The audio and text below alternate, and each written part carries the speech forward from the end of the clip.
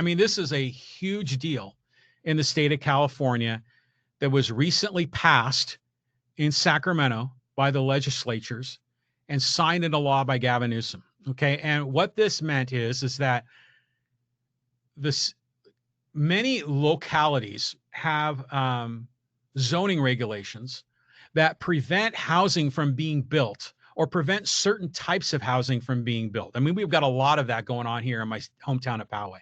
But, you know, some places they won't allow multifamily or apartment buildings, or they're going to have a height limit on apartment buildings, or they don't want so much density in certain areas, you know, because we have a lot of what I'll call them NIMBYs, not in my backyard, that don't want any significant changes in their community. They just want to leave everything as it is.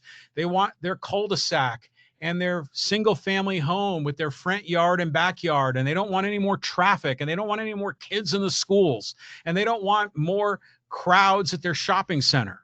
They just want to keep it where it is because they bought there at that time, and they don't want it to change. There's a lot of NIMBYism that has been implemented in local zoning regulations that prevent this kind of housing from being built. And in other cases, it creates kind of a corrupting influence where city councils now have the opportunity to vote in some cases to make changes to zoning regulations, zoning laws.